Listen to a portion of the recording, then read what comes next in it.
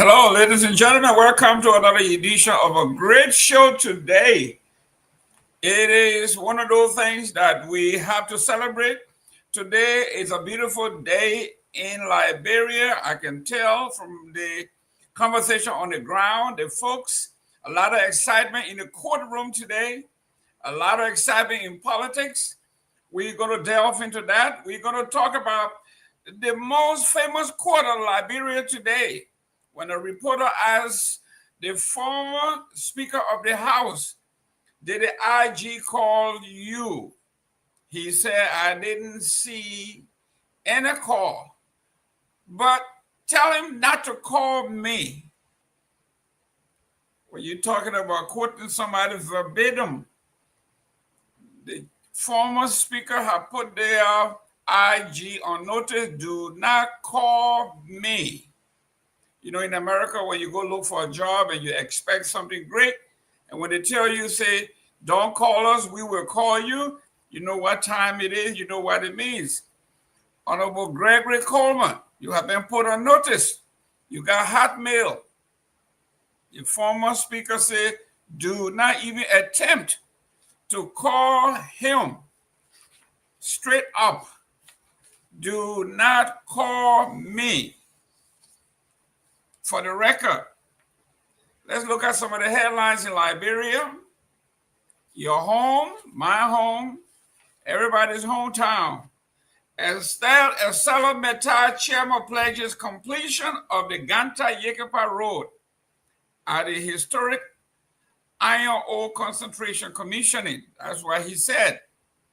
But if you read the story further down, he made the same pledge from the very beginning of the operation in Liberia. It has not been done. He blamed it on COVID. Actually, Ebola, now COVID, and here we are again. He is pledging to complete the road this time around. How credible is he? We will see. Liberia, grief gives way to politics as the Doe family split over the condolences gesture from ex-President George Myean. Central Bank clarified insurance bond directive amid allegations of targeting ex-Speaker Kofa and his peers. Africa, the CDC, over 35,000 confirmed mpox, that's the monkeypox cases across the continent, several among the worst hit. These are some of the headlines we're going to be delving into today. We are also going to be talking about a subject that we left out yesterday. It is about the persecution of the former Minister of Finance, Honorable Pewee. According to the Daily Observers, the case is in limbo. The Liberian government is on shaky ground when it comes to persecuting that particular case. We ask you to share this show. I am Jerome Gaiman, reporting live here from the beautiful state of Florida. But next week, we are going to run, maybe starting tomorrow, or most likely next week, we're going to be dedicating maybe 5 minutes of our time to where are you? Can you send a photograph of your city, your hometown? Liberia is talking about tourism. So can we use you to promote the Republic of Liberia? Mr. Myean, how you doing there, young man? You are muted. Oh, I'm doing great, and you? Great. Look like you got a new haircut. Or, yeah. Or just good looking, or just a good looking young man. Which one? Yeah, I have a good haircut because we're ending our test, so that's why I had to cut my hair. Go, we ended today. Oh, congratulations. How do you feel about the exams? Yeah, it was not bad. It was okay. We had a lot of experiences from the just in the test, and some of our colleagues. It was the first time, likewise for me. Even though I did in the ninth grade, and also it was a exciting movement for me because today I saw a lot of my friends, a lot of my colleagues. They were excited after many years to see that self coming out. It was so happy for them and even me. So tonight in Liberia we're having what we call afterwards party. So I decided to have my own at my workplace here where I will be on the show until the next morning. Well, listen, when I was in Liberia way back then, when I did a national exam, they used to call it national exam. After the national exam, well, before the national exam, you get a lot of anxiety, and then after the exam, it's a lot of apprehension. Would I graduate? Did I pass? And you start second guessing. And I think you get a couple of weeks to get your exam results, and within that time, some people lose weight. How you feel about your performance and hopefully graduation? Yeah, so for my result, I hope and pray, and I trust myself. I know what I did over the past weeks, and I trust myself. I know that I will come up with a flying quarters because I did what I know, and I knew that it was the correct answer, even though some there may not be the rightful answer, but I did my best. And with that, I've learned it over the past year, so it was just like a revision for me and with some critical thinking because why they turn the questions around, so you have to do critical thinking before you get the answer. You cannot just see the question because at times people say those who score the grade in class are those who can mess up during the national exam. So I look at that saying to be just a mere saying because I'm one of the person who has scored grade in class, and I also trust myself that I can make it because even though people are saying it like that, but I have to trust myself and trust the process that I can make it with the national exam. And I was successful, even though people say math and English are the two top subject where you have to double up to pass before you can be able to get certificate for the national exam. So for the two top subject, it was not hard for me. It was not difficult. Like other people from other schools were complaining at that time. I never thought of it, but the only subject that I faced little difficulty was facing because we had a lot of screening from the ministry where one of our friends had some issue, and because of that, all of us we were forced to be punished for that. So I think it was only facing that I faced a little difficulty with, but I think it was okay. Yes. Excellent, young man. Uh, we trust you. What was the preparation that went into this? Ladies and gentlemen, we are talking about this is a family show. This is a show where we don't just talk politics. We are talking about the future of Liberia. This young man and group of young folks being hungered down for the past 5, 6 years, waiting for this particular day to be determined whether they are going to graduate and move on, or some will have to repeat. According to his preparation and his self worth, this young man said he is so self confident that we can rest assured when the results come out, everybody going to be sending him money. We're going to be doing a dollar deal. We're going to be wasting money on him for being smart the right way. Talk to us about Monrovia, how things are going on in the city today. Okay, so the atmosphere here today was very tough, and it was hard for the opposition and also for the students community. It was okay because the students had a good time, like the seniors. You saw from other schools, seniors were all on the road jubilating that they have finished school over the past 10, 11, 12 years. They have finished school, so because of that, they were jubilating, and we saw Ben said were all on the road, but from the nation's capital, Monrovia, where we saw the former speaker and others were at the court to do a trial. And the only person that denied her right, that denied her right was Madam President Cooper from District Number 5, Mosserado County, where she made her legal counsel to send in a communication, and they accepted it for her to go for independent trial. where she's not going to go with other representatives, with the former speaker. Only her alone, herself and her legal counsel will be going for the trial. Okay, so here we go. One of the defendants in the trial has opted to have a separate trial from the rest. Most likely in the United States, when you hear that, meaning somebody wants to turn state witness. They want to go and testify against their peers. But unbelievable, maybe to some degree, everybody knows her to have been member of the majority bloc. So she is member of the executive member of the ruling party. Is that true? Is she member of the ruling party? Yeah, exactly. So before that, her legal counsel even posted on Facebook that they are using his client to be like a skill goat or a skill lamb, where they are going to make the public to believe that the process is smooth, that the process is truth, because they are indicting someone from the ruling party, which of course she's from the United Party. So because of that, people are going to believe in the process. And people are going to say, yes, this process that the Liberia National Police and the Temple of Justice or the Moreover Court is carrying on is a truth process, and they are not witch hunting anyone. They are not going after opposition.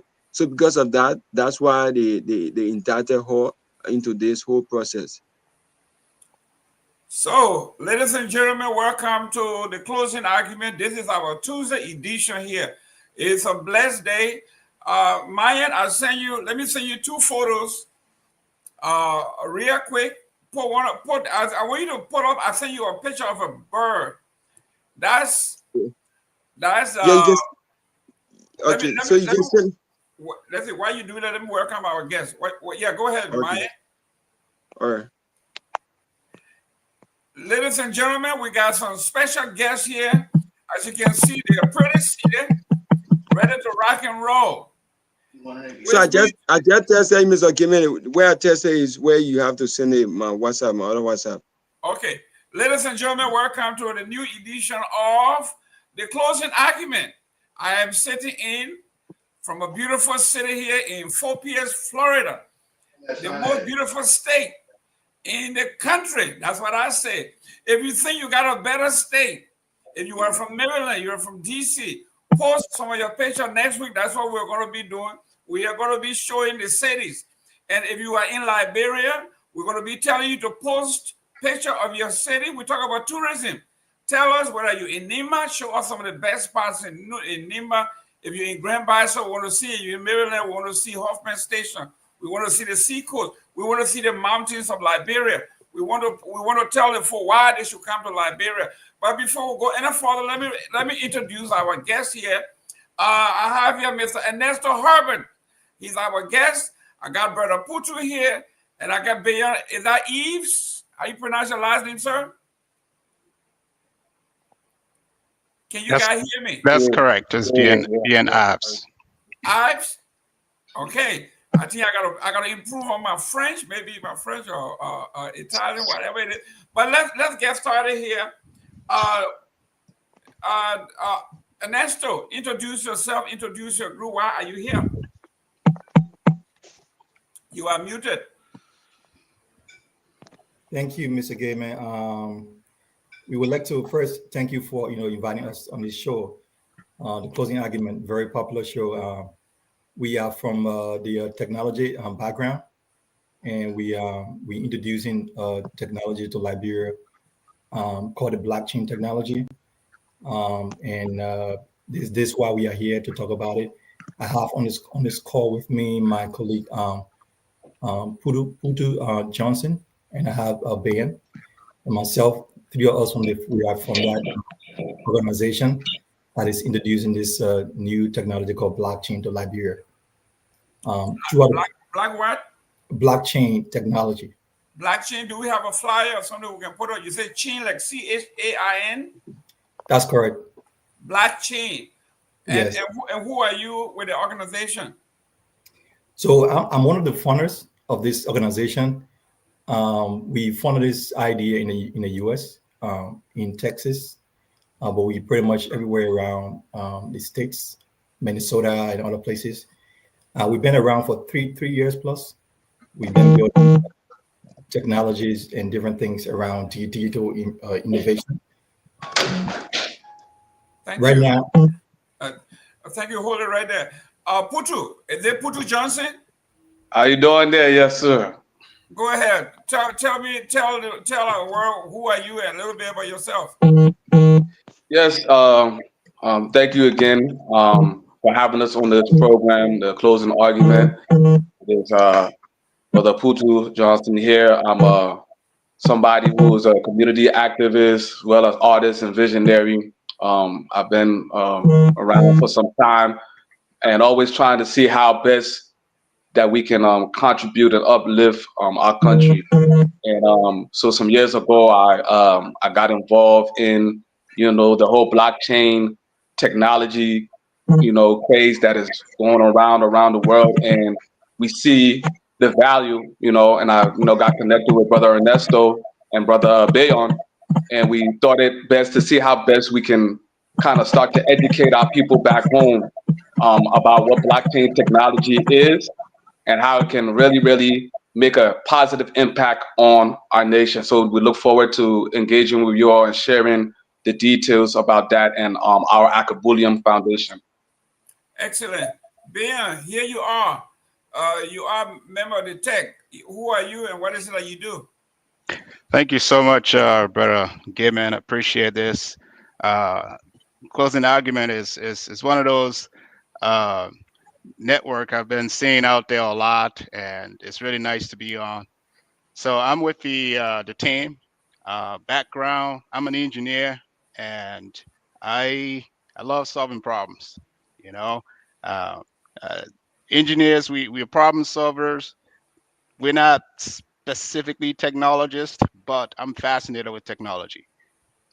Because when you think about it, Gibman, you can't really solve a lot of problems nowadays without technology. So I've always been passionate about Liberia, been passionate about making sure that we can improve the condition of our people.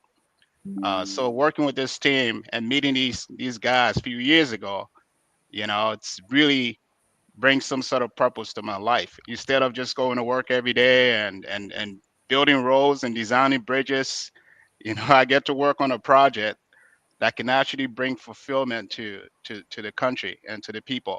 So I'm so excited to be here. I'm looking forward to the conversation. Excellent.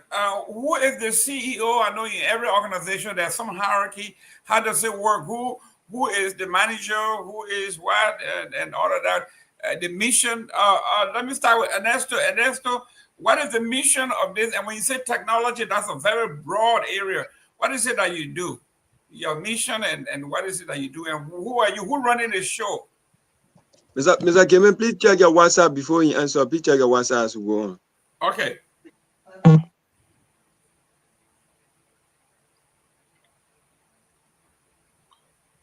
That's the on mute. Go ahead, Mr. Ernesto. Go ahead. Yeah. So this organization that we talking about is based in Liberia. We registered. It's called Akabulium Foundation, Incorporated, in Liberia. And what it is doing is more policy and standard making body. Think about it like how the central bank makes policy and stuff for the financial market. So we make policy and standard for the Akabulium Global Blockchain Network. The blockchain is a global technology. It's everywhere around the world. And there are many blockchains. I think you have heard about something called Bitcoin, right? Is it game man? Right. Yes, so sir. You heard about Bitcoin, and you probably heard about Ethereum, most likely. Yes. So if you realize that we are now transitioned from the old age era to the new age era. Everything now have changed from what we knew before in the 80s, in the 70s, in the 90s, and even the 2000s. It's all changing very fast. So I'm on a call right now. Oh, please mute. There you go. Okay, so the blockchain technology have promised the world, not just us, a lot of what you might call it, advantages, including Bitcoin that we know today. And then we also have transparency that I brought. So transparency is very important, and that's something that we think Liberia can benefit from. When you have a technology that can actually open up transparency for every transaction and every operation that you do, where the operation is so transparent that there's no cheating in the process, it kind of eliminates corruption completely from the process, and it make every participant to be more trustful of the process than the process that we're aware of now. So, and that's the reason why we are here to explain to the people, because our people don't know about this. And every day we are here, talking about politics. And the politics that we talk about, we realize that it's just a circle, going through a circle from the time some of our parents were in the governments back in the day till now. We're talking about we having children now, our grandchildren. We still discussing the same thing that happened during Dole time, the same thing that happened doing before Dole Turbo time. There's no change, And we the children of Liberia that have grew up and learned, we have realized that there is something out there can transform our economy. And we have understood that thing. We have studied it a lot. And that's the reason why we are here to tell the people. They don't know about it yet, but this is an opportunity. This is a platform where I think a lot of Liberians are listening around the country, around the world. And if they are, we are here to tell them that there's an opportunity in technology that can transform our economy and our government systems and private sectors. Great. I mean, I'm just looking at your profile and everything else that you do. You were talking about the benefits to the public sector. I know you just mentioned that this could help eliminate or minimize corruption because of its transparency. That means you have the software, even though you don't have a product, but you have the know-how that if I hire you at LRA when I'm collecting money from taxes or fees, there's a way now you can do it so that the entire country can know exactly how much you brought in, where they came from, who paid them, all of that. Do you think that your Liberian government is ready for such a transparency? To be frank with you, Mr. Gay Man, we realize that it's going to be very difficult for any country that have rely on their system, the old system before, and they are used to it. Even if the person is not involved in corruption, it's very difficult for them to accept change. So it's a normal thing, right? So we are aware of those things. We are aware that we're going to have a huge fight when it comes to introducing this concept to the Liberian population. We are in consultation with some stakeholders, including the Central Bank of Liberia, because they are pretty much the one that regulates financial transactions and other things in Liberia. We're in consultation with them to make them understand that we are, friends, and we are not here to, bypass the law and other things. So some of the things that we're discussing behind the closed doors with them is to make them understand that we are not going to introduce any financial service at this time, or even product at this time. We are just going to focus on educating the population at this moment, and we'll focus on advocating, like what we're doing now, for blockchain technology, so that more people will hear it, and politicians will hear it, the lawmakers will hear about it, and then they will start to make some research about it, do a little Googling about it, and then they can call us for some conversation. We can have it with them, and then we will see how far it goes. I don't think the politicians are ready, people who don't want to make change. It's just that they are using the tools that they have for them. It cannot help them. It's just going to take them in the same circle that they are people who came before them did before, and the children will do the same thing when it comes. So that's what we think, that it would take a time, but believe me, eventually it will work. Great. Putu, let's talk about the digital identity. Let's talk about that. What is digital identity? Well, digital identity is which is one of the things on the blockchain. It has to do with securing your digital identity. A lot of the African nations, or just a lot of the developing nations, they don't have, they have struggled with formal identification, and it limits their access to government services. So with what blockchain technology can do, it will be able to help provide a secure and verify identities. You know what I mean? And the reason why this is like the this is kind of like the foundation of any you know, very, very successful modern society or country, because once you're able to solve the identity issue, you're going to be able, it's going to be assist you in areas like healthcare, education, financial services, credit, all of these type of things that are very necessary, you know, to have a flourishing society. You know, so the blockchain, the blockchain technology is something that is going to secure, allow us to solve that digital identity issue. Absolutely. And Brother Gateman, if I can add to that Yeah, too, please you do. know, with identity is everything. When you think about even in the Western world, or you think about developing nations, I mean, if we don't solve the fundamental problem of identity in terms of who is who and who owns what, we have no idea what's going on in the whole country. You know, we got to figure out a way to be able to verify people. And out of that verification system, we can solve issues like, you know, credit issue, where, because I know you now and you pay your dues on time. If you borrow money, you pay that on time. You can get a credit. We can get a credit system out of that, which is really good when it comes to making sure that, you know, new businesses are started. People can get loans from the government because we know that person.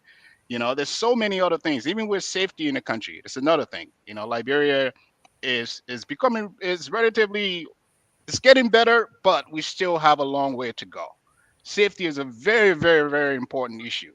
And if you know who is who, you can go after people who are actually creating real problem for the public. So the verification system is actually one of the most, I think, one of the most important system that blockchain can really help solve in the country. Even with authentication of documents, blockchain can do that easily. How do we make sure we have like two multi-factor authentication system where your Liberian passport is connected to your government ID, which is connected to your land, the land you own. We know that you own this land, and even the transferring of land from one owner to another owner, that's verified and documented within the blockchain system. So you know, this technology, there's so much it can do for our people, and we are just so excited. We can't wait. We've been working on this for many years now, and obviously we can't do anything right now because of there's no regulatory clarity in Liberia. So part of having these conversations is to make sure that we inform Liberians about this new technology and what Akibulian is doing, and how we can kind of work along with our legislature and also the central bank, which is, you know, the agencies that supersedes all the financial system in the country, and to make sure we can get this thing going so we can start building and start deploying. So, but without those things, we can't really put the product out there. So, this is why we're having these conversations. This is great because I have been talking. I know a little bit about city planning. I know a little bit about demography. I know so. This is actually going to be great for us when we talk about property identification, right? We don't know. No houses in Liberia has. If you tell somebody where do you live in Monroe, they will tell you go to South Beach, go behind, you know, this person's house, and right there is where I am. They cannot tell you where I live. I live at 2575 South Beach. They can't do that because we do not have property identification system. So are you telling me now that this could be the answer to that problem, and how can we do that? Let me start with Herbert. Yeah, if I may come into just to buttress. So identity is the most important foundation of the entire system that we're building. The reason it is because we have to first identify who we're dealing with, or the entities and the people that are involved in the transactions. And then secondly, then now you can be able to attribute every other activities linked to that person or the entity. So for example, the land situation in Liberia that we always fight over, that can be solved easily with this technology. Easily. There will be no more fight and there will be no more issue. If this technology is implemented now, I can tell you for a fact we will never have any problem with land issue in Liberia no more. That's just one thing right there. What you're describing about identifying things, that is also can work with the blockchain. And just think with the blockchain is like a database that you can tamper with. Imagine you having something, our current database we have now, you can delete stuff from in it, we can update stuff in it, and we can do a lot of manipulation with it. But blockchain is like a database that is distributed, is decentralized. You can't manipulate it at all from one entity, So for that reason, it makes it difficult for somebody to tamper with the information in it once it have already been put into it. So if you identify this house as 301, that's the house that is there. It will never be changed anymore as 301, or maybe the land. Who owns the land is set in the blockchain. That's what it is. Until another person buys it, then it changes. That information can never be manipulated or changed by any individual. It doesn't matter if it's a president of any country. Even the United States government cannot change it. That tells you how important this technology is for Liberia.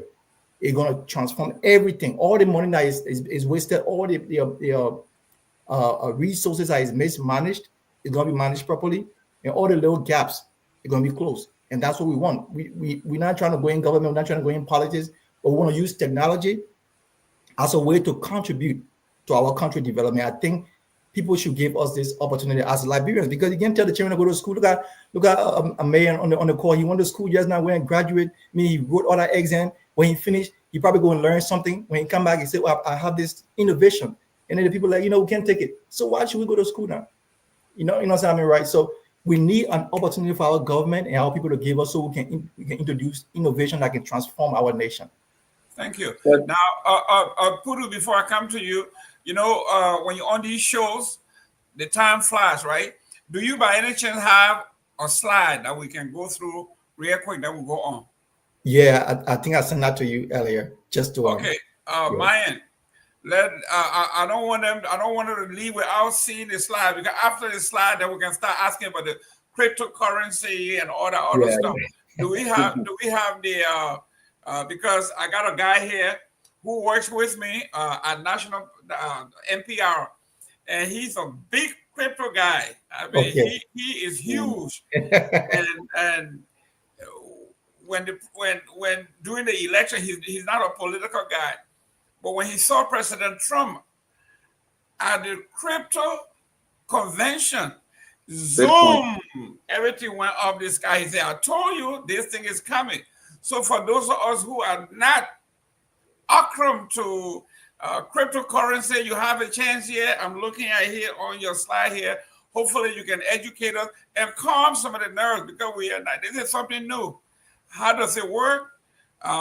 In the third world, can little people like us be part of this deal before it gets big? We want to get started at the ground level. So Puru, while we're looking for the slide, let's go. You chime in. Yeah.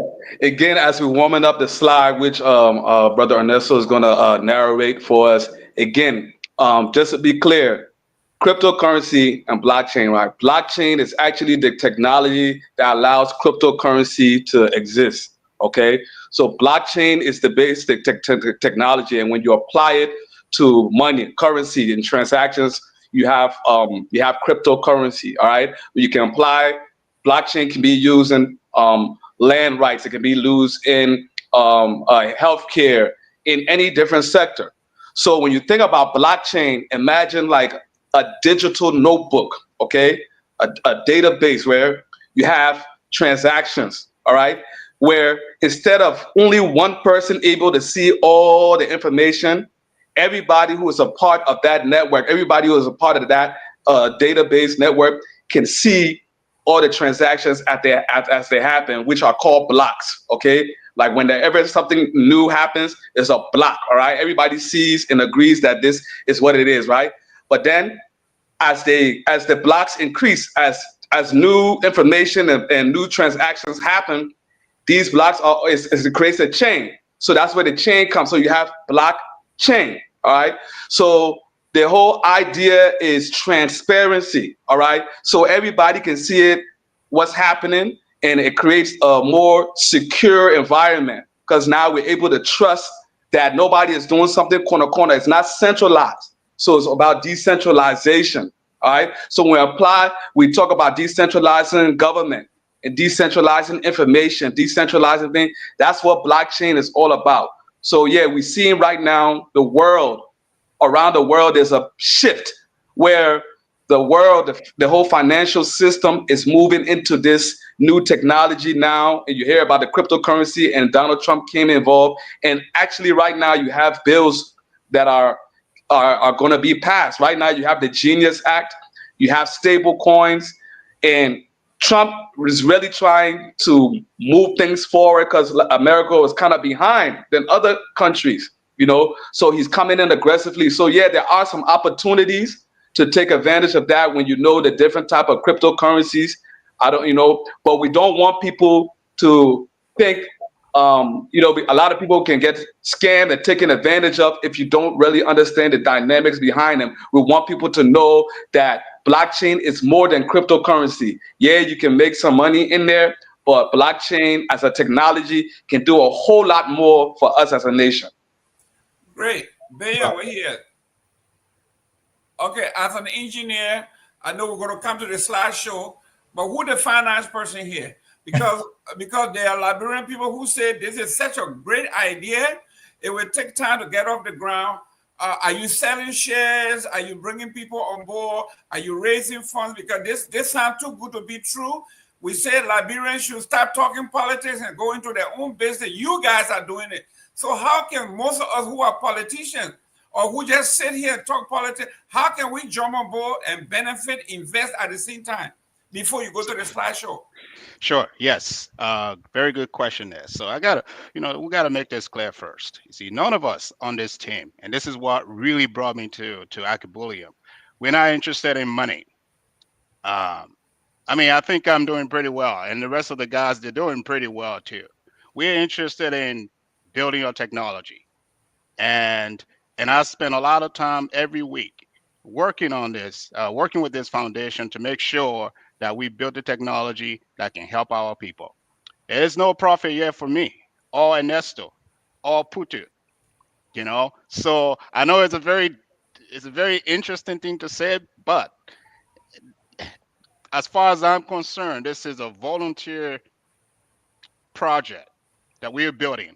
Now, this is the thing. The platform we are building, which is the Akabulium blockchain, anybody can build business on that platform.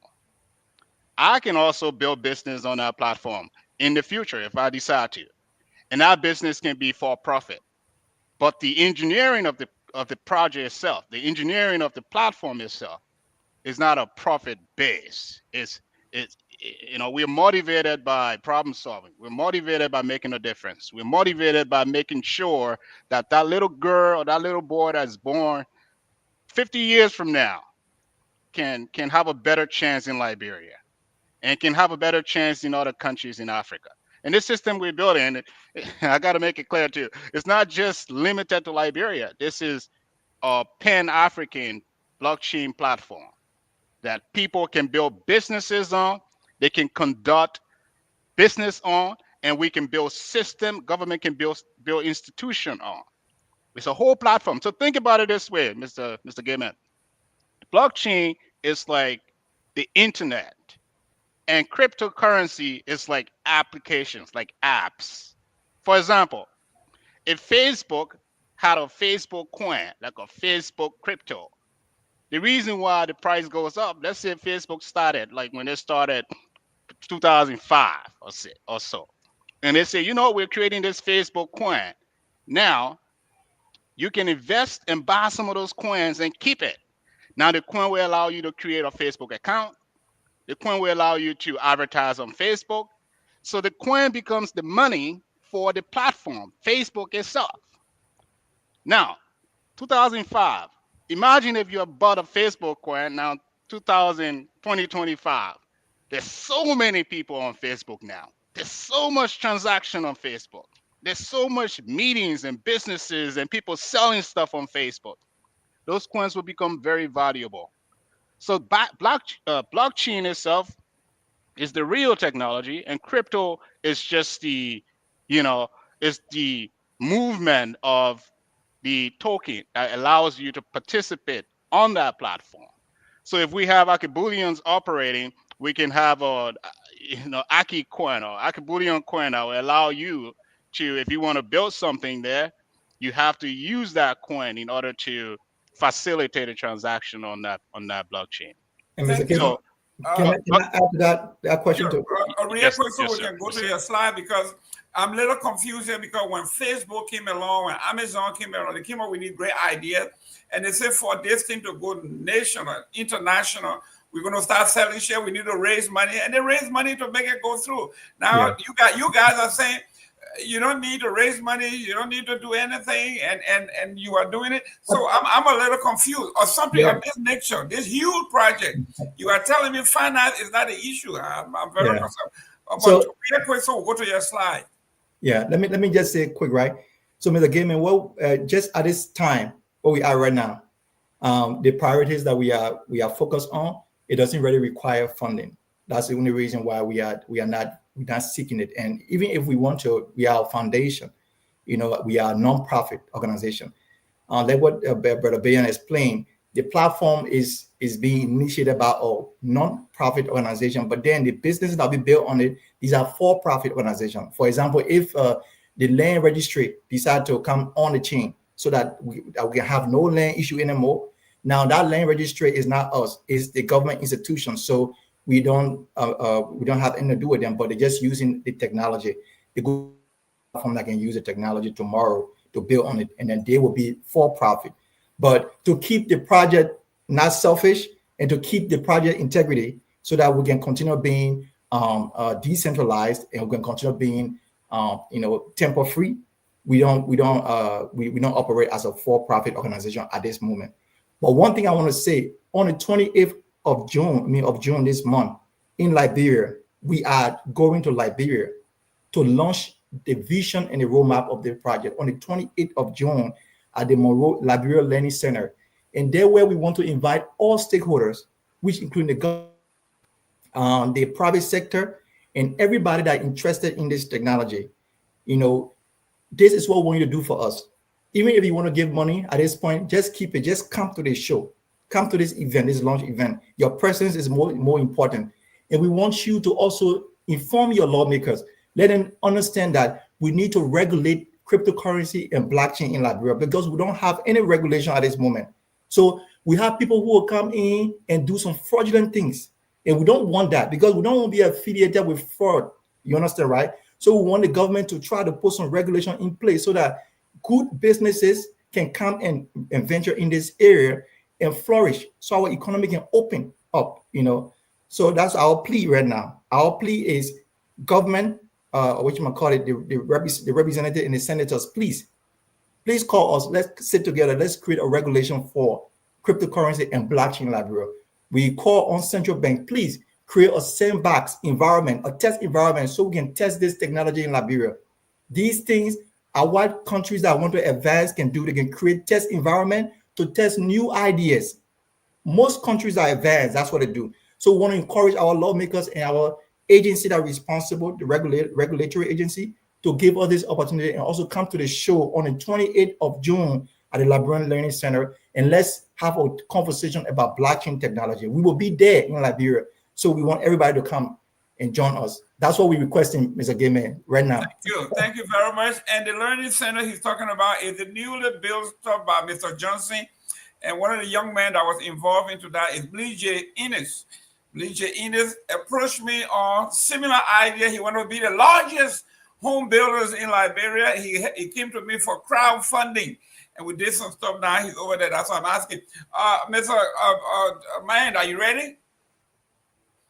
Let's put a slide. Yes, I'm ready. Okay, guys, who's gonna do it? Let's I'm gonna do it.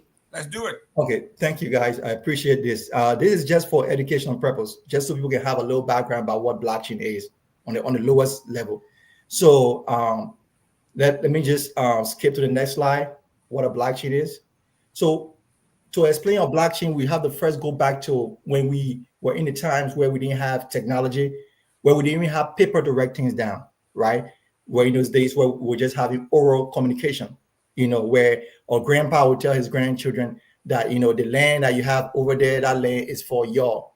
When you get bigger, That's what you'll take. And then maybe in the future, when they get big, then they will tell their own children that land is for y'all. So that's how records were kept, just through oral conversation, at that time. So I will take you guys through the journey of how records, keeping record have changed over the period of time. Go to the next slide. And then we left from the stage of just saying things to each other to the stage of writing it down. So we got to the stage where they invented paper, and the ink. And that was the biggest invention at the time.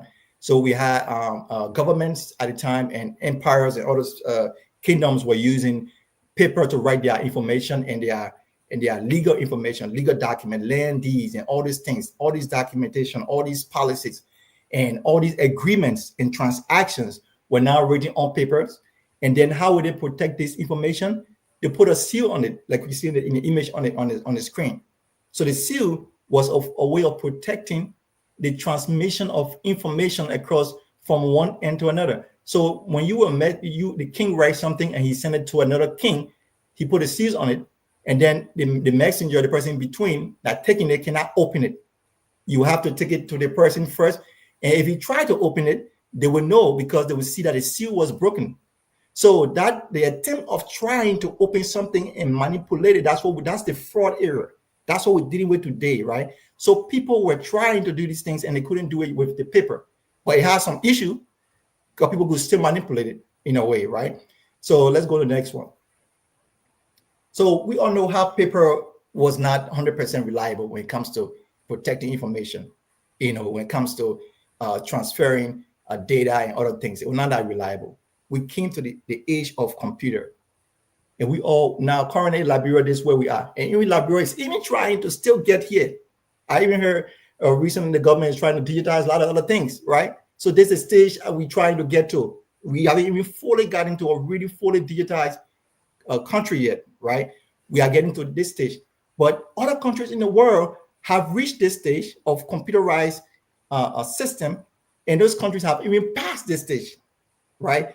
Now they are looking at this stage as an old stage, while we're looking at this stage as our target stage, our new stage, So this stage is where we use a database, right? We have a database. Those who may be tech guys who are working in other places where you have dealt with databases, or you probably have played with Excel sheets, you will know about a database.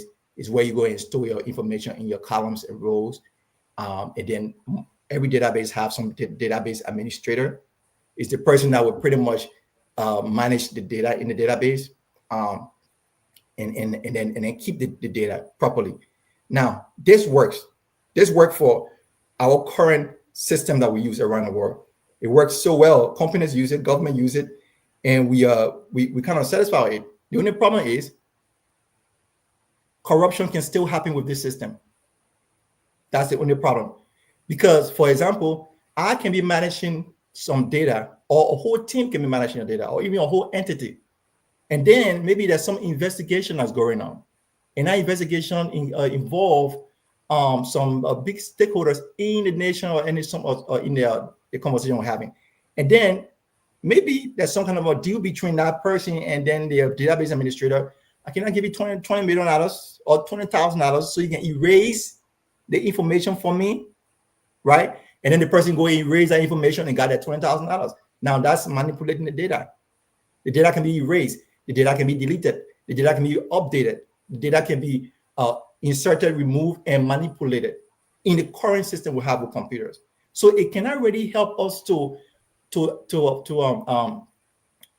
fix issues that we have that relates to corruption, mismanagement, and even what we're talking about land issue, what the archive have. Even if the archive go ahead and create a database or digitize database and have this maybe 3 big servers with a bunch of databases, it still cannot remove the fact that one of the guys working there can just go and change something to another person's name, tomorrow, and if somebody pay him, it still can work that way. So these systems are good and they function well, databases and everything else. But the only problem is if you are trying to remove corruption from the system, if you are trying to track the asset, whether it's money or any kind of asset that you have, if you're trying to track it, that it shouldn't be manipulated then this cannot help you that much.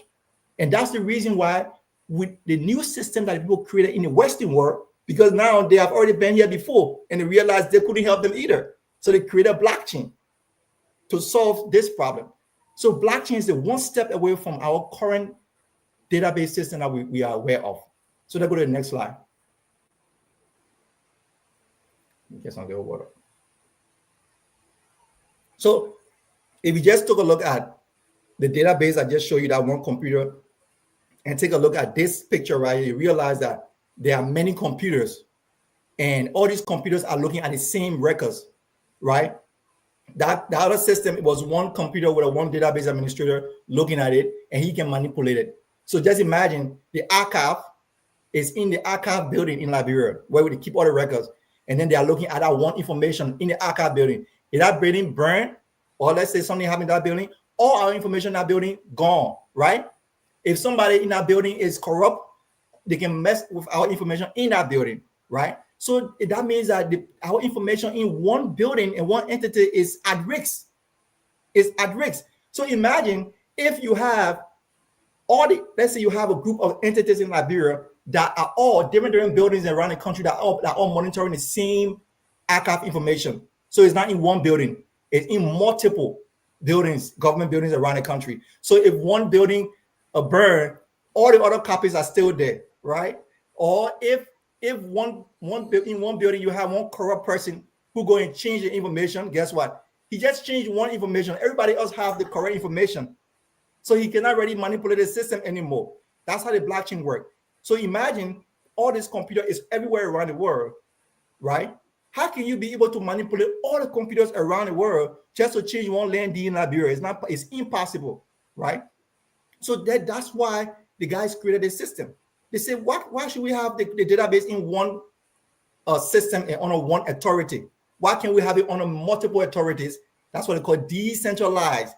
Now we take it from a centralized entity now is now managed by a decentralized group of entities, and that's why it makes it impossible to manipulate the data. It also makes it safer for our information, because now when something happened to archive, we can still have our information to the other areas that have the copies. It's not all gone yet. So the benefit of it is not even just the anti-corruption, also the safety of our information, that we can still be able to access it regardless of one or the entity going down. So that's what makes blockchain better than the current system that we use. And the reason why I went through all this slide is to show you, I wanted to give you an idea about how we started saving data first, and where we went and where we are now, and what's the next step. The next step of saving data securely is what we call blockchain.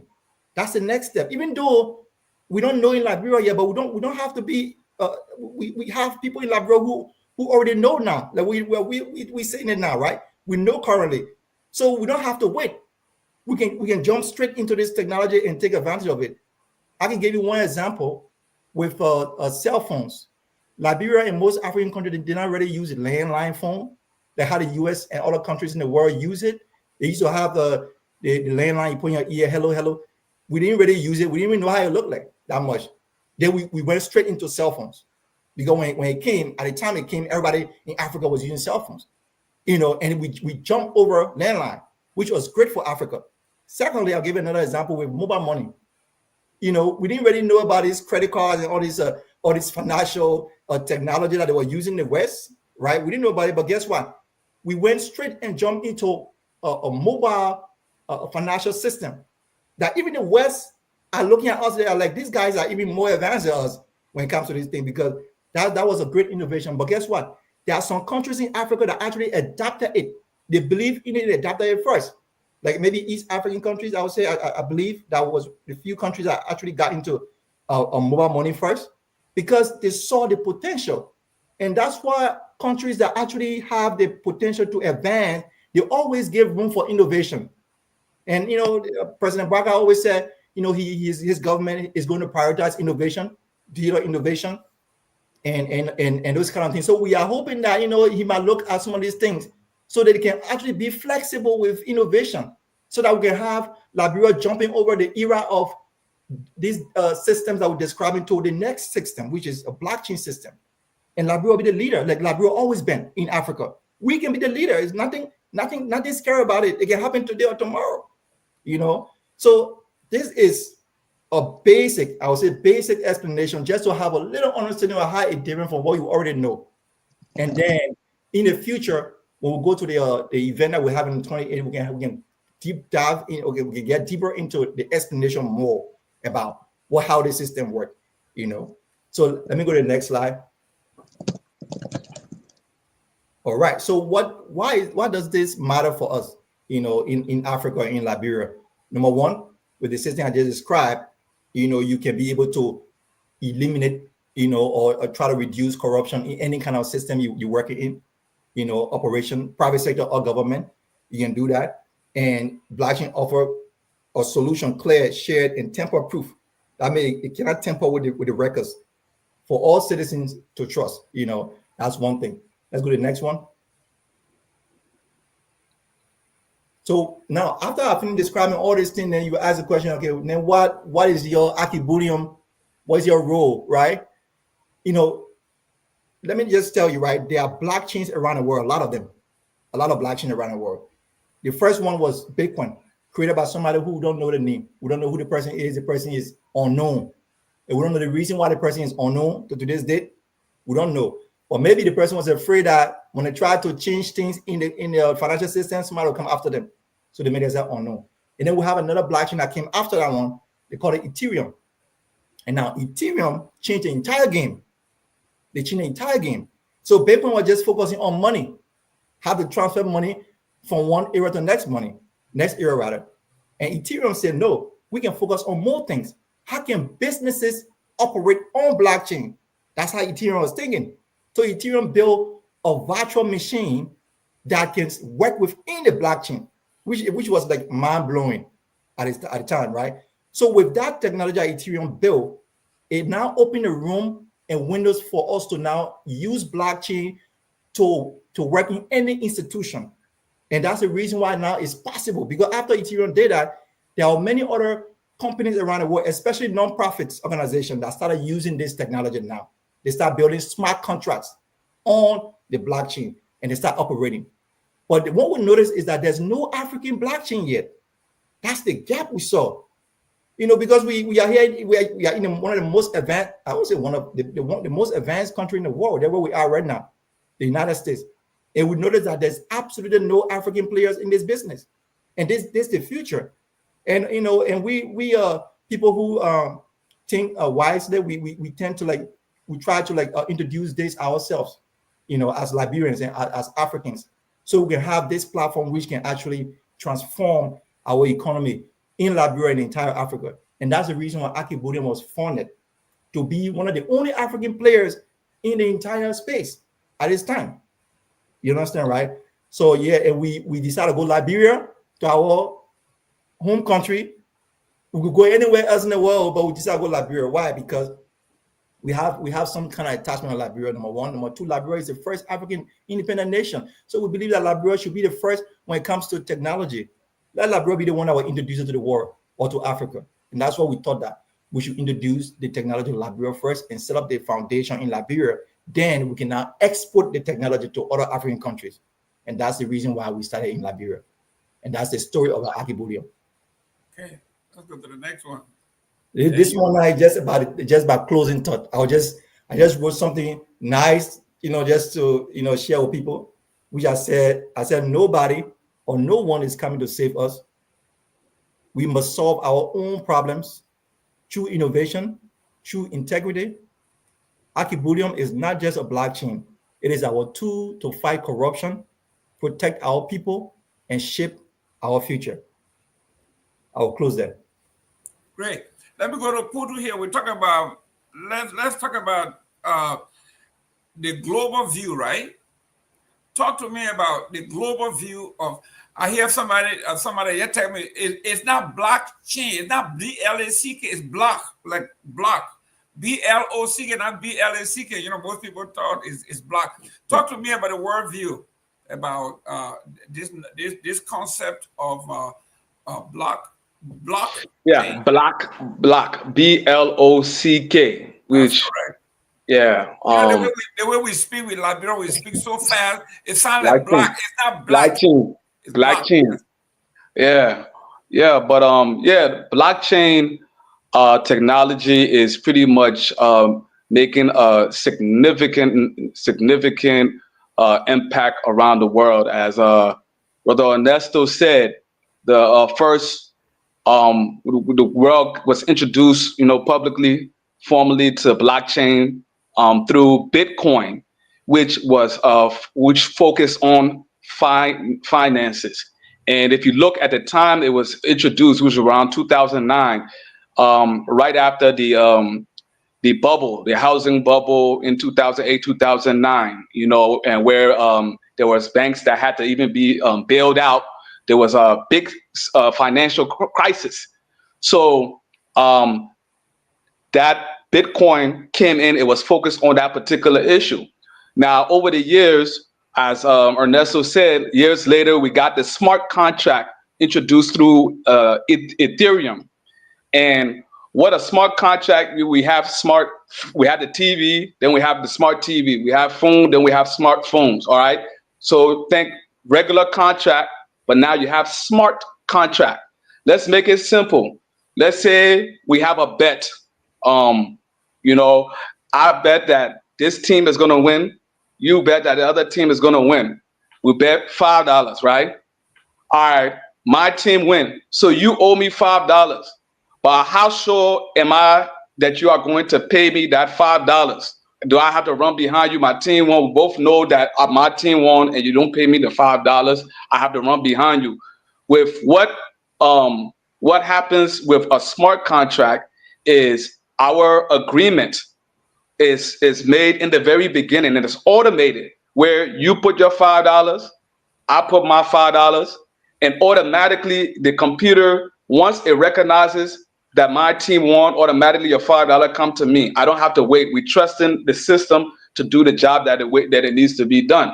So right now, with that advancement, smart contracts and those type of innovations, in a world where there's a lot of distrust, where this country can't trust this other country, or this country, you see what's going on around the world. You have everybody, or so many different nations, integrating blockchain within their system. You have El Salvador, which had a Bitcoin adoption. You had Singapore, which they are using it to settle financial situations. You have recently when President Trump went over to the UAE, you see that they have a whole blockchain strategy. Strategy. So we are seeing nations taking this blockchain technology by the head and seeing how they can solve the problems in their respective countries. And to bring it home, right now in the United States, as advanced as people may we believe that the United States to be, the United States is actually behind when it comes to cryptocurrency for years because there had not been regulation. So that's one of the reasons why Trump got a lot of support, because that was one of the things that he promoted, that he was going to come aggressively. He was going to aggressively push crypto and blockchain regulations. And so he got a lot of support from people in the tech arena. You see the people like Elon Musk, and you have other, Mike Sager and all of these other people. So they supported him. And now we are looking within a few months, there's going to be what is called a stable coin. And there's going to be a stable coin. That's a term that I think that more people are going to have to become familiar with. A stable coin is pretty much a digital version of any fiat, any physical currency that is not as volatile. It doesn't go up and down, because when you talk about cryptocurrency, it could go up one day, then tomorrow it go down and go up. You got to be very meticulous in how you do it. It's very volatile, okay? But stable, which is more stable, is not dynamic, is something that all the central banks in all the nations around the world, they are pushing now, because if they don't, they will be left behind.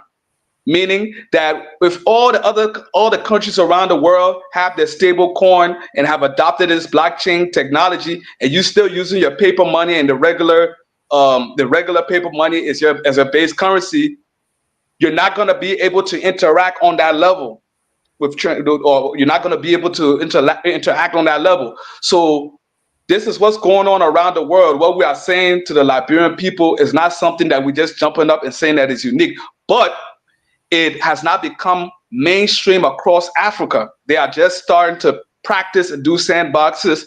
In fact, Nigeria, they tried with the e-Naira a few years ago, and unfortunately they had challenges because the way that they introduced it to the people, it was not in a way that allowed them to easily, ease into that transition. There was not a education like we are doing. So we do not want to have those same type of challenges. We want our people to know exactly how to utilize this technology. So by the time we get to that stage, it will be a smooth transition. Thank you very much. Let me real quick. Let me reintroduce the show to those who just came in. We have great minds from the Republic of Liberia. These are children, grandchildren of Liberians. They are here. They are on the new platform. They are introducing new things, new technology, new way to think. It is called the Black Blockchain. It's a technology. It's a platform for those of you and those of us who are not savvy. I want you to tell me, where are you located? Your website, telephone number. You got email addresses. How do we contact you? And then finally, when you encapsulate this, tell me about June 28th, when my folks from Grand Bassa County assemble at your spike. What's going to happen? Walk me through that. Let my Bassa people hear what is going to happen. I'm coming from Buchanan. I'm coming from Upper Buchanan. I'm coming from Edana. I'm coming to Monrovia to this big thing. What will happen when I get there? Walk me through it after you give me your website and everything. And how can we contact you for more information? Give me the information straight up. Ben, it's your turn. The engineer, you the one building this thing. Block by block, inch by inch, bridge by bridge. Build something for me in my mind. How do I contact you? Where's your website, your web address, your email address? How do we contact you? And when I come on the 28th, June 28th, what am I expected to do? What am I going to see? What am I going to feel? And are you going to feed me when I get there? Brother Gibman, first, I'm an engineer, but I'm not the engineer behind the engineering of the blockchain itself. Ernesto is. We have Brother Kent, who couldn't be here. Those are the technical people. But on June 28th in Liberia, we'll have this huge meetup where it's gonna be about the things that Bullion is working on. We'll be pretty much educating folks in the community, be talking to them about blockchain and what are some of the problems that blockchain can solve in Liberia. And we'll be talking to them a little bit about what we're doing also. It is really tough right now for us, Brother Gibman, because the country doesn't have clarity. And all of these guys, all of our team members, we don't want to do anything that goes against the policy of how things work in Liberia. This is our country. We have to follow the rules and the laws. So we got to be we're very technical as to how we're approaching this thing. So the event is going to be solely educational. It's going to be informative.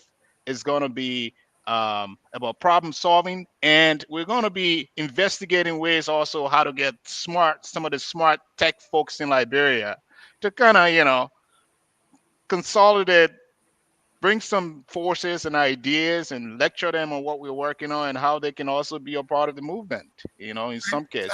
Thank you. Real quick. Myean, we have people are calling and texting about how can they call and ask questions. So let's take a few minutes to take one or two calls and let's see what the folks are thinking, why he's doing that. Putu, tell us.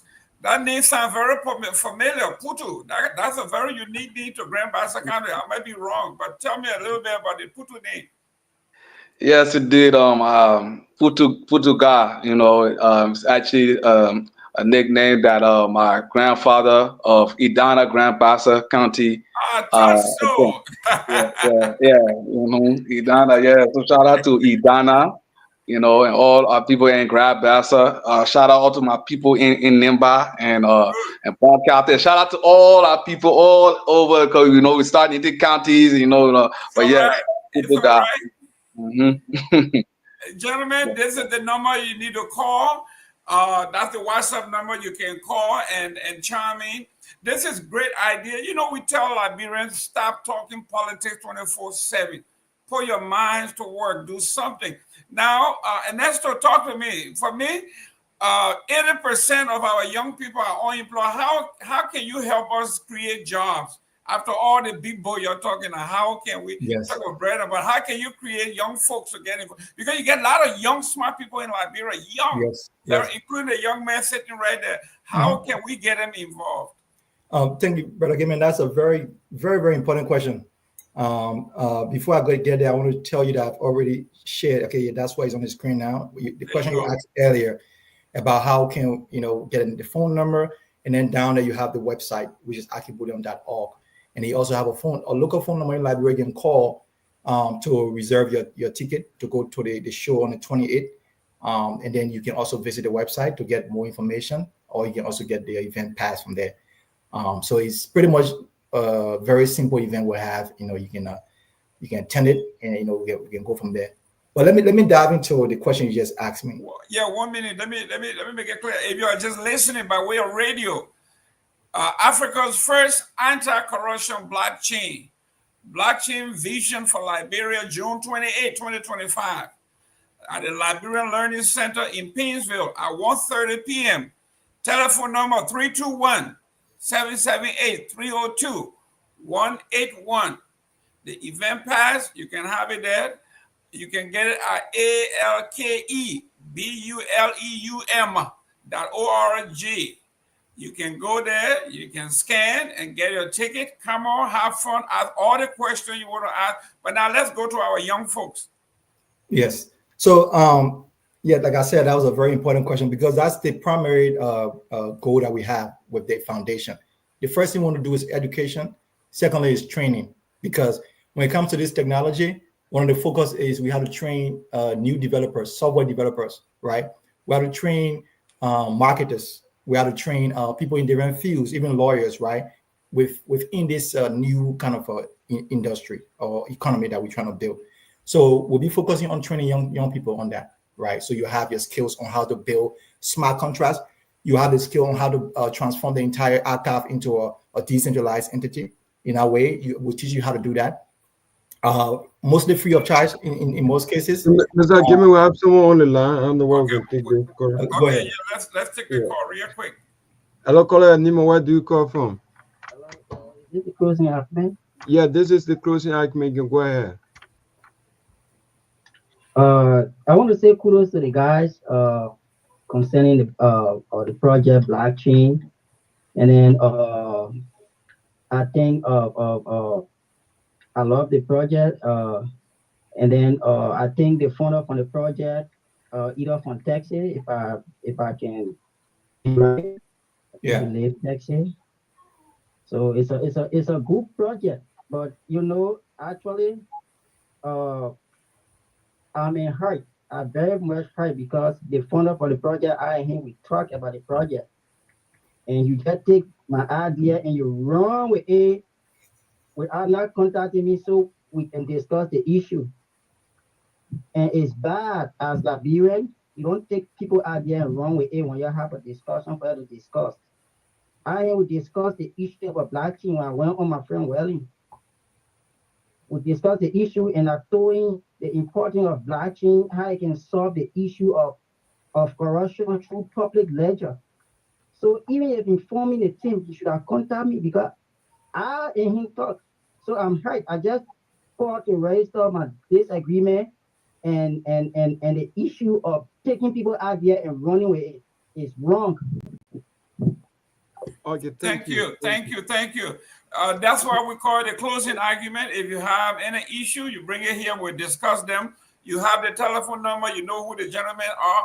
Please get in touch with them. We are Liberian. We need to work together, make it happen. Listen, two heads are better than one, so let's get together and make this happen. Let's get to the telephone call. If anybody else is on there that want to do something, I'm listening, and I'm reading from Professor Larry Kennedy. He says, a very promising initiative, guys. He giving you props. This is a great thing for us to do, and you guys are doing it. Don't let anything stop you. Let's get ahead and let's get Liberia involved. Now, while we're waiting for other calls, you were talking about getting the young folks involved. Because when I'm in Liberia, as old as I am, the young kids in Liberia knows everything about technology more than I do from here. So tell me, you got tons of them graduating every year. Yes. They are very good. How do you help our young folks? Yes, let me get back to it. So, like I was saying, right, we focusing on training first and education about the technology. And just to go back to the gentleman who just said something, I don't know that gentleman at all. Just to clarify, and I don't know who he is. I haven't been in Liberia over 10 years, so I don't know who he's talking about. But if he's interested in being part of the program, like we say, it's now a for-profit. It's an open platform. We're inviting everybody to join it. So if the gentleman has some idea about blockchain, we'll be very happy, because we need to grow the team in Liberia so that we can have more young people that want to get involved. So like I said, we'll focus on education. We'll focus on training so they can learn how to build these platforms and apps. So they'll start building apps and stuff like that. So these three things, websites and everything else. The reason why it's easier now is, again, man, we are in the era of AI, right? Things is much easier to do than before. I can tell you for a fact, I can build a website in just maybe 30 minutes. Back in the day, it would take somebody months to do that. Just 30 minutes, I can build a website. So with this era we live in currently, nothing is holding us back. Nothing, just ourselves. So that's the kind of message we tell the young people. We'll make them understand that it's possible now to do anything. Don't wait for Ghana or Nigeria or other big countries to do it first. You can do it in Liberia first. You can be the first. So that's one. Secondly, we want to create opportunity for entrepreneurs. I can tell you one key important problem is, again, in Liberia or in Africa in general. The economy. I'm not an economist, but you can tell me, right, if I'm wrong. For an economy to grow, right, you need the entrepreneurs, the local entrepreneurs, to start producing more value. If I'm wrong, somebody can tell me that. That's the key purpose, the key foundation for growth of an economy. The local entrepreneurs, they have to create value before an economy can grow. You cannot depend on donation from foreign entities to grow your economy. It can never happen. Even if you're getting free money from external free money, it still cannot grow the economy, because economy is actually the value that you create within. It's not really all the things that we see, the shining things. You can even have the best roads, best buildings. If you're not creating value, then the economy is not growing. It's stagnant. So we already identified our problem. And with the blockchain, let me tell you what we're going to do. The reason why we are focusing on identity that we just mentioned as a primary tool for this platform is because as you solve the problem of identity, like even the current government Liberia is also trying to do that. And we applaud them because we can work with them to make it decentralized, right? If you solve that problem, that means that we know all the entrepreneurs, we know all the investors in the country and even outside the country. But then you have to be able to be verifiable, right? So your identity got to be verifiable. It has to be, we know how to deal with terrorists. We don't want to deal with people who launder money. We don't want to deal with any kind of scam. So when it's verifiable identity and it's legal compliance kind of identity, then it makes you open up now to transact with people because you are verified. So that's the primary thing. You have a verifiable, compliant identity. Now, what can we do with that?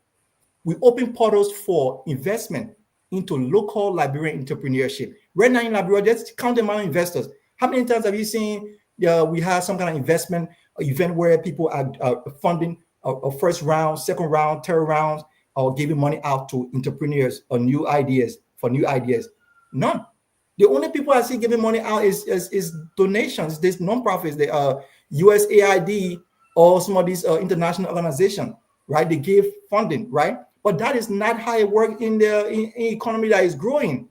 You need to have private investment into people. And we don't have many people in Liberia that actually invest into people. But the blockchain make it possible for you to have global investment into entrepreneur in Liberia. Global investment. The only reason why people outside the country not investing into local Liberian business because there's no way to track it. There's no way to track how you pay back. Do you have a good credit score? Are you credit worthy? And how do you pay your credit back whenever you take money?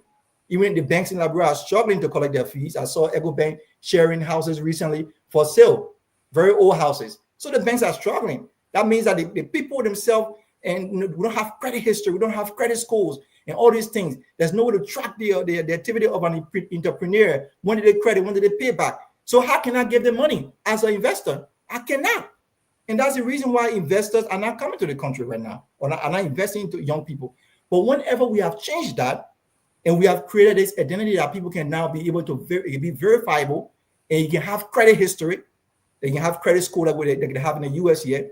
You can have other things, reputation, other things that we can now track, right? Anybody can track it for any part of the world. So an investor can sit in New York City and look at Myean on the call here and say Myean have a 700 credit score because Myean always pay his debt, and Myean want investment. Myean know how to worry about it because people around the world now can verify his credential, verify his credit score, verify his entities, verify his activities, and they can give him $1 million tomorrow. Because those people are interested in profit. They're not interested in helping him. It's not a donation. Myean going to provide more than $1 million for them tomorrow. That's what's going to happen. So now what will happen and when this thing start to play? The young people from school that are innovative, that are creating ideas and platforms, they will get investments. They will get millions of dollars. They'll get billion-dollar investments. They will be the next Elon Musk and the next Bill Gates and the next this and that tomorrow in Liberia. We won't be like a worry about some kind of international NGO come and give people 50,000 or 100,000. No, that's not what we're discussing in the next 5 years if we decide to go this route. We'll be discussing $1 million, $5 million, $1 billion investment into a young person who is not even 20 years old yet. That's the possibility that we're trying to create for the country. You know, a better game, man. And then one thing too, brother Gay man, I was just reading recently that about 80% of the transaction that takes place in Kenya is digital. Think about that. Now, and let's talk about the economy here. So one of the things that really, really helps any economic system, obviously, you need productivity, manufacturing. Those are things that are very important. But also you need a lot of cash flow. Money needs to move. In economics, they call it cash velocity. It's how quickly money leaves from one hand to another within a certain period of time. With digital, obviously, you can have that process moving faster. And I'm pretty sure even with mobile money and how it operates in Liberia right now, there's a lot of movement of money than it has ever been in the country. Because I can send $20 to my little nephew, and he can send that money to send $1 or $2 to somebody else or $3 to somebody else. That's movement. When the money moves, people go and buy goods and services. And those people that do businesses, they can also take that money and go and buy their goods and restock. And then this is the whole process here too. Bullion is not just the financial part, but we're also making sure, like the identity you talked about, the credit system you talk about, we want to make sure we build that so people are credible. And the credit system, we want to make sure that if a Liberian leave Liberia today and come to the United States tomorrow or goes anywhere else, they should have a credit score. They can walk into a bank the next day and ask for money. And with the authentication of that blockchain credit system, that person can be able to get that loan to start that small business they want to start in that new country. This is what the war is going. And if Liberia doesn't take advantage of it, we're going to be left behind. Our people are suffering every day. We have to change something. We have to make sure that the future is different from what it is now. And technology is the only way out. It's the only way out. We can't keep asking people in government and in other institutions to do the right thing. You can't depend on people to do the right thing. Some of those people, some of the even the corruption we see in the country, the people who engage in the corruption, they're not corrupt people by nature. Some of these people, they just want their children to do better. And it's the human condition that makes people want their own to be better than everybody else. So they'll rather take some of the money and make sure their children go to the US to school, or go to Australia, or go to Canada to school, and the rest of our people suffer. We don't want that anymore. We do not want that. We want every Liberian to have the chance of a better future. Every Liberian. And this is what this movement is all about. And this is why we're dedicating our time to it. And this is why I spend more time here working on this project for free. And Ernesto is doing it for free. Putu is doing it for free. Brother Ken is doing it for free. Because we want to build something. Great. Listen, I come from 10 years as CEO of the local United Way system, 4.5 years with the Chamber of Commerce. So when I like to use the Chamber of Commerce hat here, because my job was to create incubators for small businesses, medium-sized businesses to make money to hire folks. Now, we used to work with the big companies that used to use like Kickstarters, Indiegogo, to raise money for a platform or ideas such as yours. But you're doing yours the flip way. We did this for companies, raise money, then after they have made enough, then they set up a foundation or 501c3 to pay it forward. But you are starting the other way. You're starting it free first, and then hopefully down the line, money going to come. But in the meantime, it's cost intensive. How are you looking at bridging that gap? Well, just to your point, if I may touch on it real quick, it's like we are coming from a system and from a background where people have become corrupt in order for financial advancement. Their initial drive and motivation has been finances. So when there's any opportunity to take advantage and to get ahead, they will take that, right? Okay.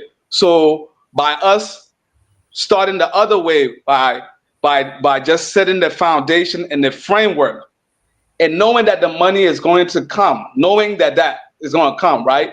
Our motivation is equality. Our motivation is to have a strong framework, a strong foundation at the root.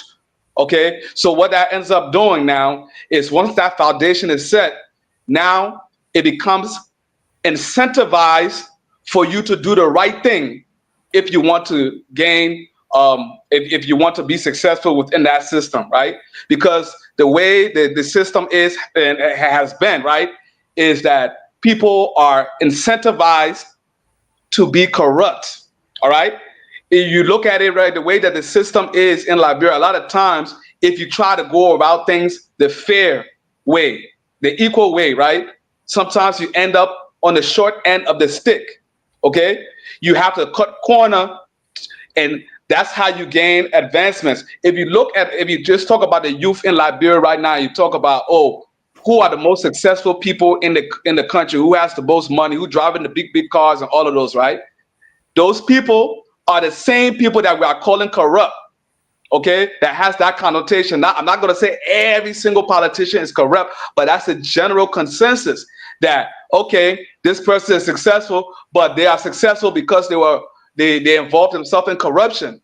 So as a young kid looking up and who we want them to be successful, this is the very society is telling them that you have to be corrupt if you want to be successful. So in order to change that, right, we have to develop a framework. We have to create a foundation that incentivizes you to do the right thing. So in the example that Bayon gave, right, if we have this blockchain system where people and the young students are trained and shown that you have to practice paying people back, right? Okay. If you get a loan, right, and you pay it back on time, right? If you spoil your name in the blockchain, it will follow you, right? But if you do the right thing in the blockchain, it will follow you too. Then now that people have incentive, they will say, I want to make sure I do the right thing so that when I go to this place, when I go to this country, or when I get older, my track record in the blockchain system will give me more opportunities. Now we are incentivized to do the right thing. And now there is punishment, right? If you do the wrong thing. And that's the balance that we are trying to create in it. And that's the purpose of us taking this approach. Now, mind you, yes, it does take money to do the event, right?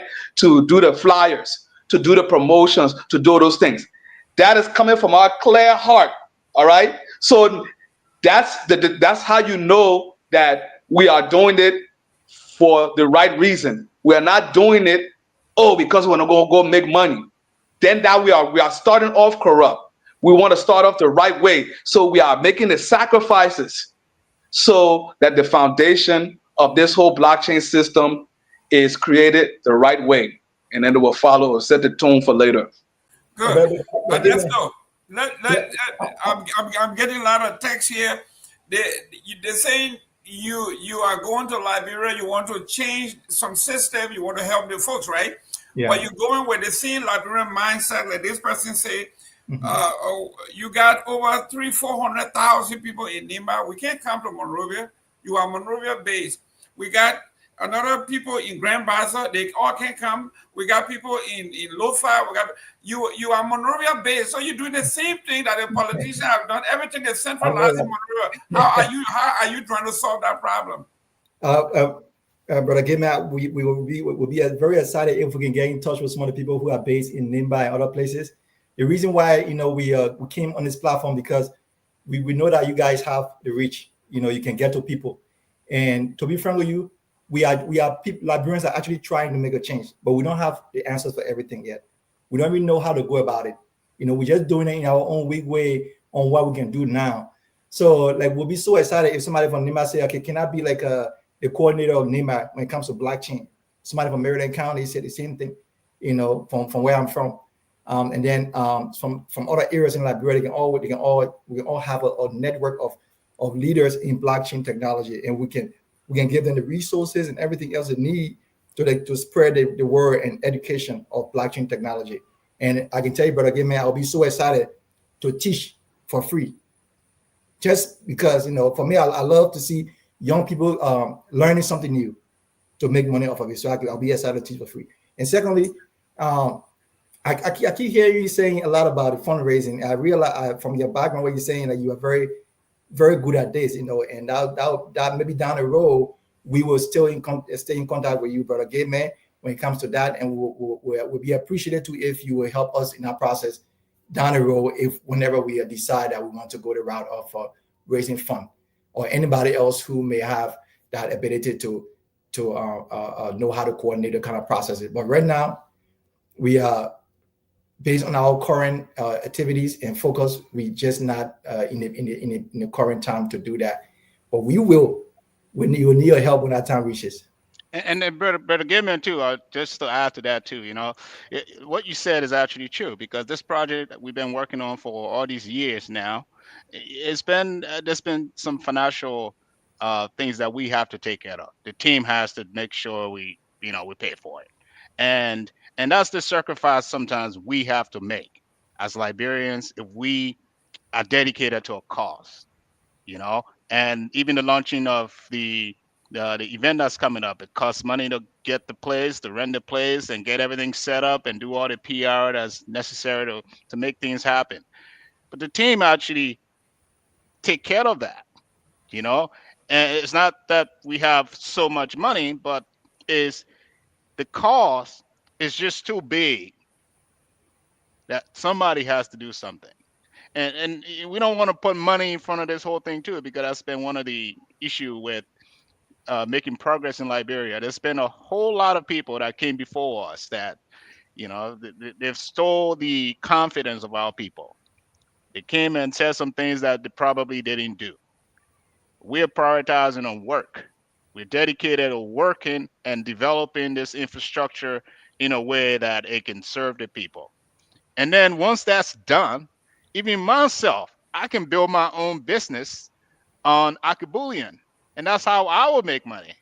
And Brother Putu can build his own business on that. One of the business I was thinking about, I said, okay, once we get regulation cleared up in Liberia and we can deploy this project, this platform. What I was thinking, I was like, okay, what about, take for example, you have somebody in Liberia who's looking for a nanny, or maybe they're looking for a nanny. That's like, well, I need to find a really good nanny that has a really good rating to take care of my kids while I go to work.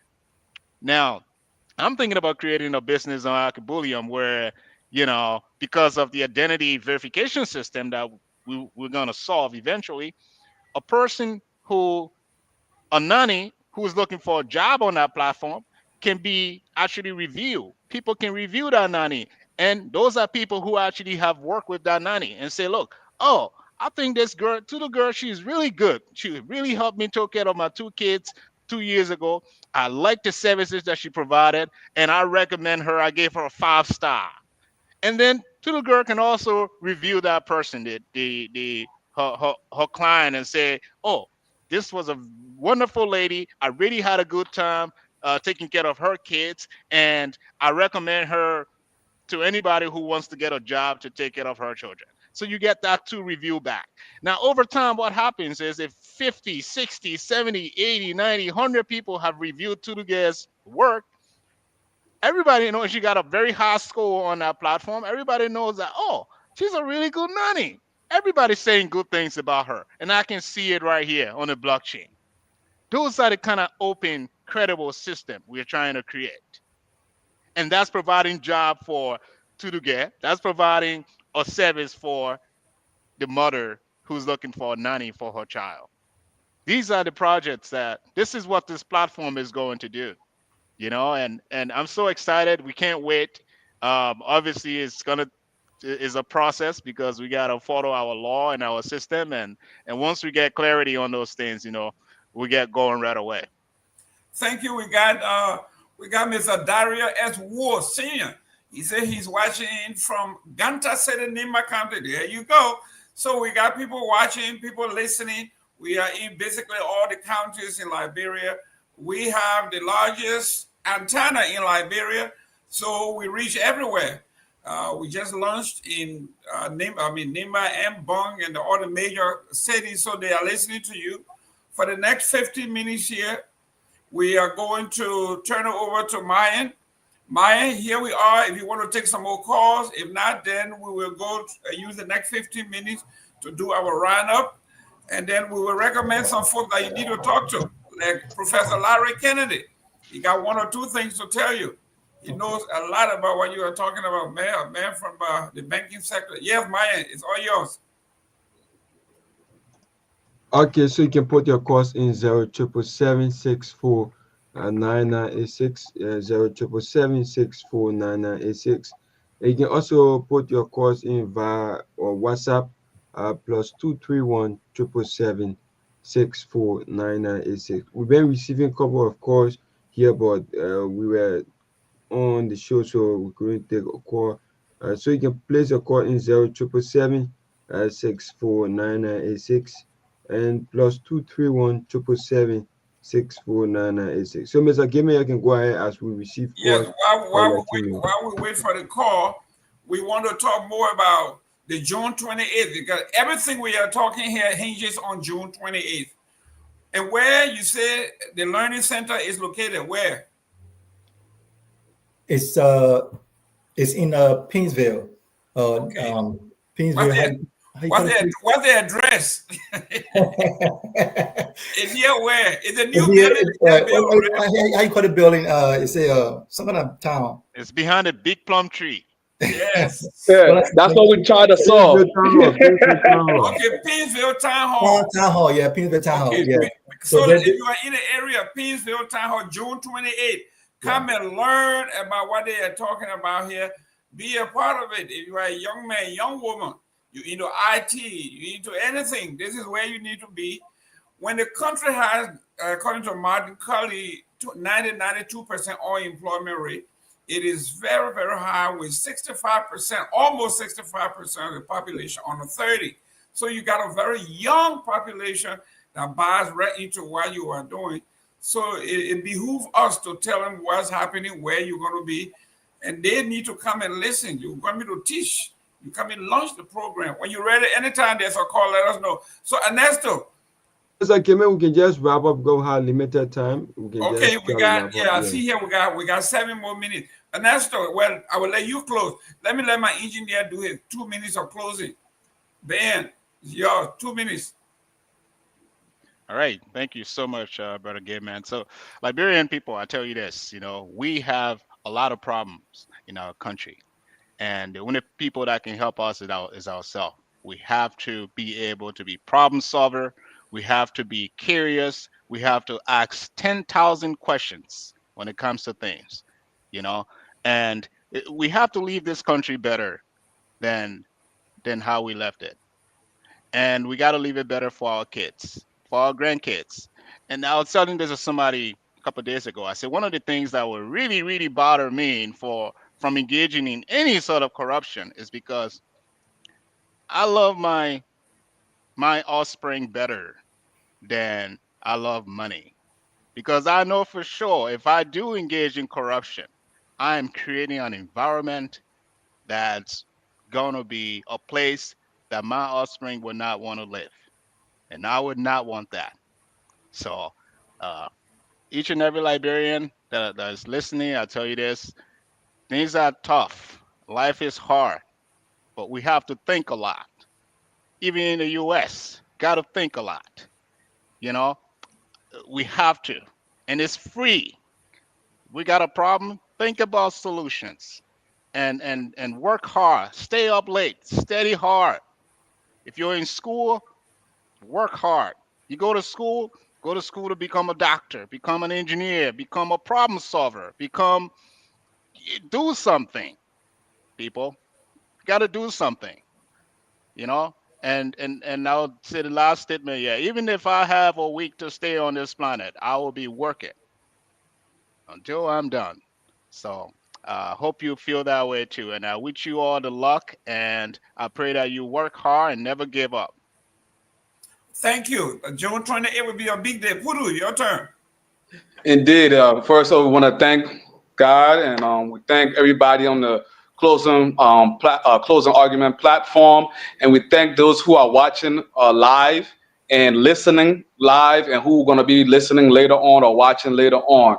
If there's one thing you can remember, in addition to June 28th at the Learning Center, we want you to know that this technology here is something that is happening everywhere. It's not something that we can, even if we were to stop us, that you see here, Agabulin, were to remove ourselves from the equation, blockchain is still moving the world forward. So what we are doing here is we're providing an opportunity for you all who are watching now to rally hands around us so we can do this thing here together.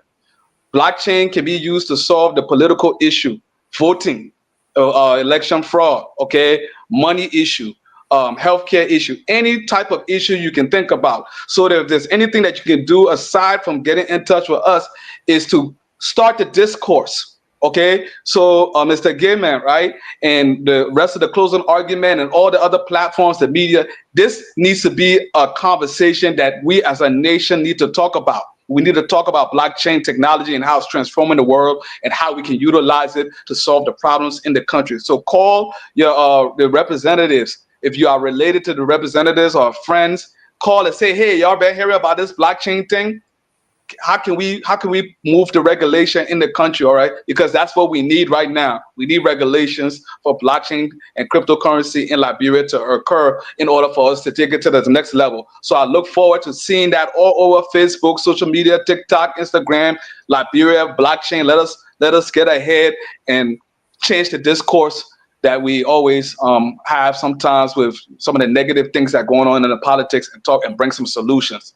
Blockchain is the solution. So shout out to Bullion family in Liberia, Jaws, Eddie, Kehleboe, and the rest of them. Thank you very much. We are coming June 28th. June 28th in Painesville. Where you going to be? Mr. Nelson, wrap it up. Yeah, I just noticed that we are on Hot FM also.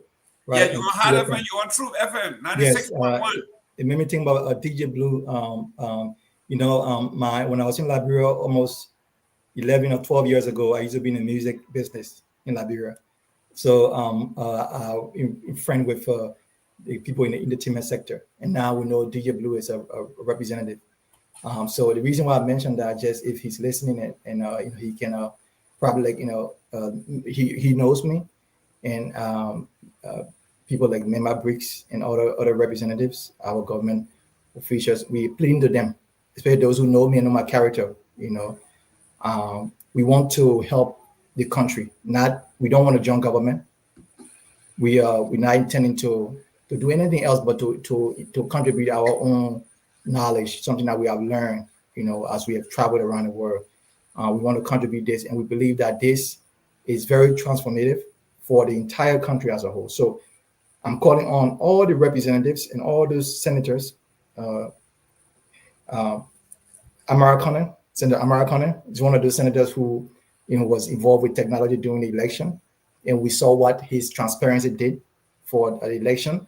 So we're calling on him to see what we're talking about. This can also help with election transparency too. We're calling on the committees that runs that manages the the financial sector in the Senate. We call on the committees that manage the same in the House. We call on the all those different government stakeholders that control this industry, including the central bank and other areas.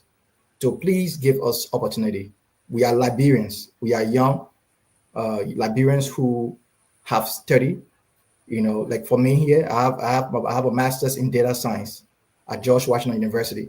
I got a job. I work in the U.S. political sector. I manage the data. That's what I do. So you would say, okay, my man, what you want to go do again? You understand, right? Because I'm fine what I have. But that's not the purpose. Some of us, we don't just Liberian for no reason. We want to make a change in the country, so that our people down there can also benefit. And so that's the reason why we're doing this, right? Not because we want to make more money. So I'm pleading with these government agencies, institutions. Let us come together. Call us. We will come, and then we will have the conversation. And then we can set up regulation. We will help with the regulation because we have seen how the U.S. is structuring theirs. We have seen how many other countries are structuring their regulation around cryptocurrency. We can help to structure the regulation for the country, and then we can help to stop all the fraud that may happen because we have seen how it happened here, and then we can bring all that experience there and help the process. So that's my last thought. The central bank, please create a sandbox for this. Let innovation thrive in Liberia. A test environment. Let us come and try it. If it works, fine. If it doesn't work, then at least we know that we try. But create an environment so that innovation can work, so that the young people can believe in Liberia too. That's my last point. Thank you very much. Thank you very much. Thank you very much for tuning in. We got some great ideas for some great Liberians. Listen, the gentlemen are saying the platform is wide open. Bring your ideas. If you are tired, if you learn something new, bring it on. If you want to join the platform, it's open. Come on, the more the better. Nobody on this show, nobody on this platform says they have an exclusive right or monopoly on any knowledge, but they are willing to contribute their quota. If you have yours, bring it on. Let's add it on. Let's make it bigger and better. Everything started small. When Jeff Bezos started his idea of building something similar, people thought he was crazy. But look now where he's at. So if you want to join the blockchain, you are at the ground level. Don't wait until it gets so big that you can't get to these guys anymore. Call. Be a partner. Be a friend. Get in while you can. Want to thank you very much, guys. June 28th, Painesville will be on fire. Educators, politicians, religious people, everybody can use this platform. Show up and let us see what these boys are all about. And the next time you come, please bring some women with you, because I see 3 men. We need some women to join the show. There are a lot of smart women out there, guys. Put some women on your show. I'm a woman's advocate. God bless you. And we'll see you next time, guys. Come back. Thank you. Thank you so much. Appreciate it. Thank you again, man. Appreciate it, guys. Thank you so much. Take care.